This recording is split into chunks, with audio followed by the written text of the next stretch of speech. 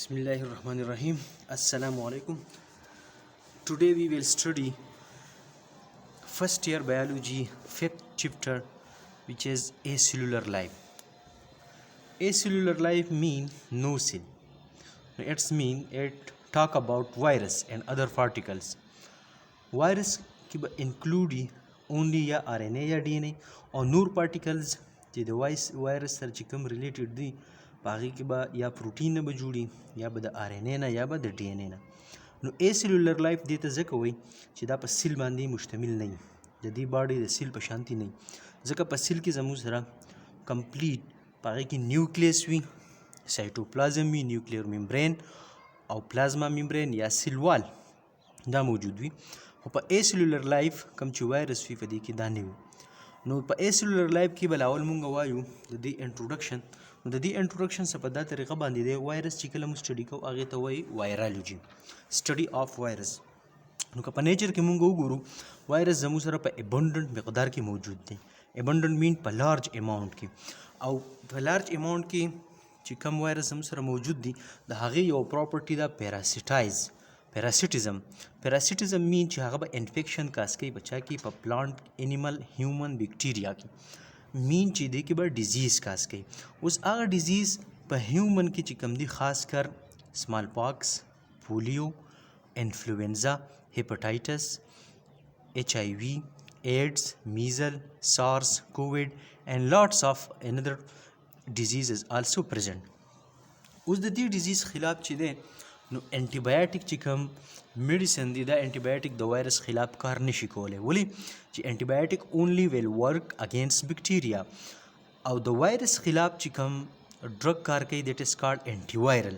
نو وایرس په زموږ سره یا کنټرول کیږي په انټي وایرل ډرګ سره یا په ویکسین سره او یا د باډي په خپل سترونګ امیون سیستم سره. چې د باډي امیون سیستم سترونګ وي نو دا وایرس بیا په هغه باندې اټیک نشي کولی.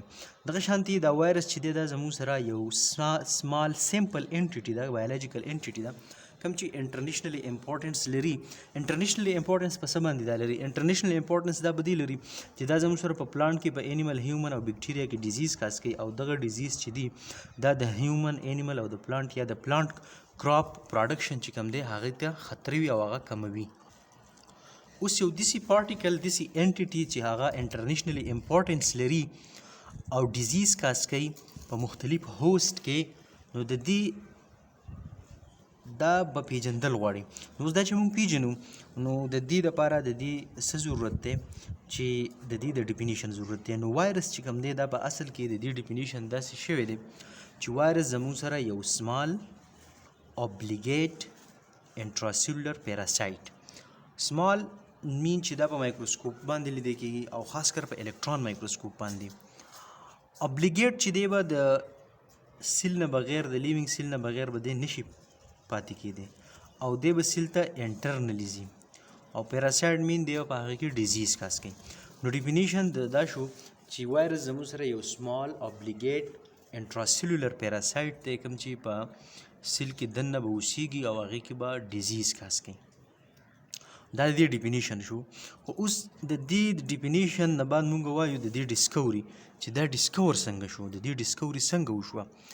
نو فرست ټایم په 1800 کې زموږ سره مختلف ساینټسټ د سټډي نه لکه په هغې کې زموږ سره یو پاینیر لویس پاسچر، رابرټ کاچ د بیکټیریل ډیزیز سټډي کول.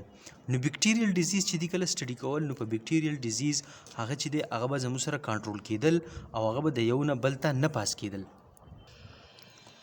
خو بعضې ډیزیز چې کوم دي نو هغو د لویس پاسچر، رابرټ کاچ دی هغو حیران کړل چې کوم ډیزیز چې کوم دی په پلانټ کې یا په هیومن یا په انیمل کې دا ټرانسمیټ کېږي د یو نه بل ته. لکه فار ایگزامپل پای کې ټوبیکو موزیک ډیزیز کوم چې د تماکو د پلانټ یو ډیزیز و هغې دی حیران کړل.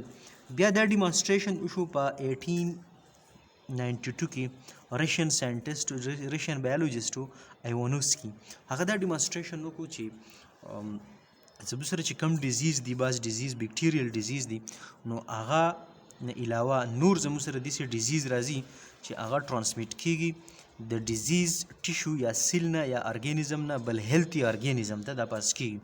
نو دا په 1892 کې هغه د دې ډیمانسټریشن وکړو.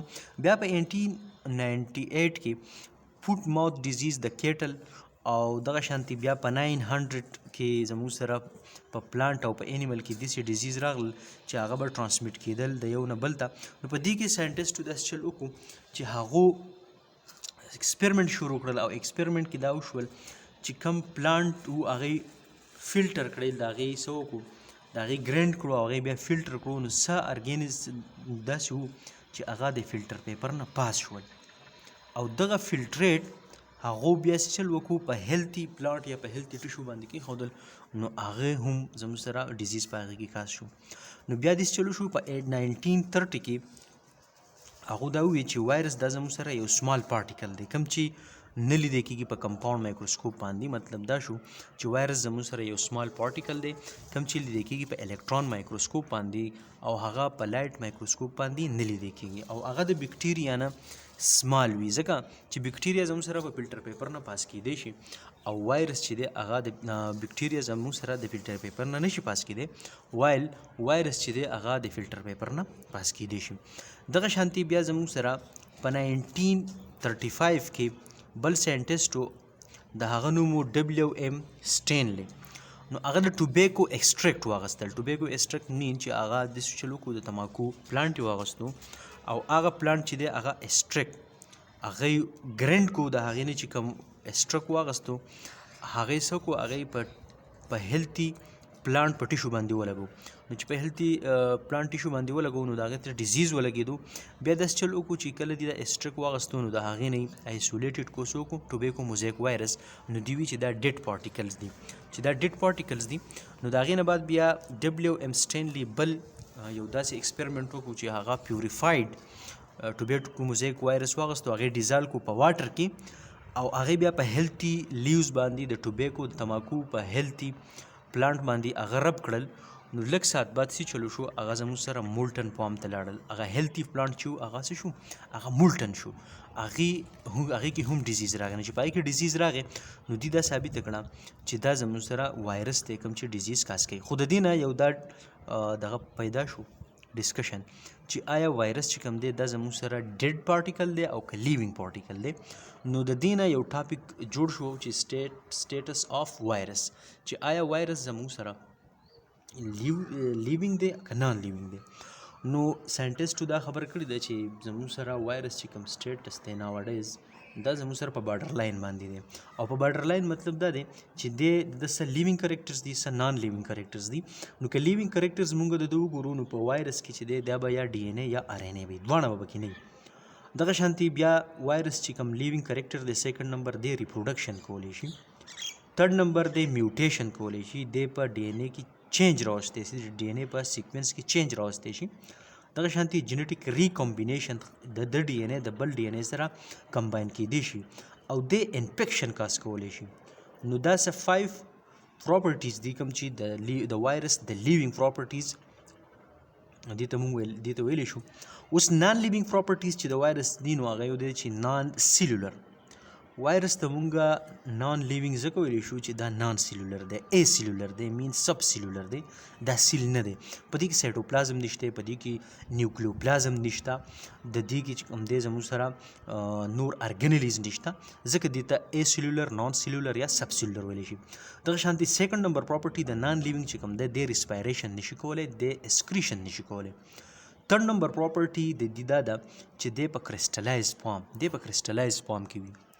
او 4 نمبر پراپرټي د دې دا ده چې دا موږ د نور کیمیکل په شانتي هم سټور کولی شو، ځکه چې کله دی د سیل نه بهر نو دی به په کرسټل فارم کې وي او دی به نان لیوینګ وي.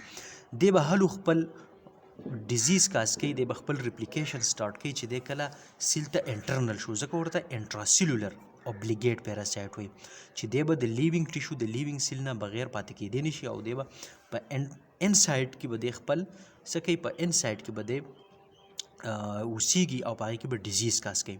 نو دیٹ واز آل اباؤٹ دی acellular life, about the virus, and hopefully you have understand about the first class of acellular life, 5th chapter of biology. Virology mean study of virus, and then we have studied discovery of virus, that how virus have been discovered. Then status of virus, that either virus is living or non-living. Then we have studied definition of virus and some introduction about the virus, for example, that and how large amount the virus is present in nature, and how virus infect a human, plant and animal, either bacteria. There is some disease which is internationally importance, because mostly crops are infected by virus that is have been lost. So hopefully you have understand this lecture. If there is some query, question, so in comment section you have to write your comment, your question you have to be answered. And like, share and subscribe. You have to subscribe channel for next lecture, and inshallah we will upload the next lecture of this chapter, classification of virus. Okay, thank you.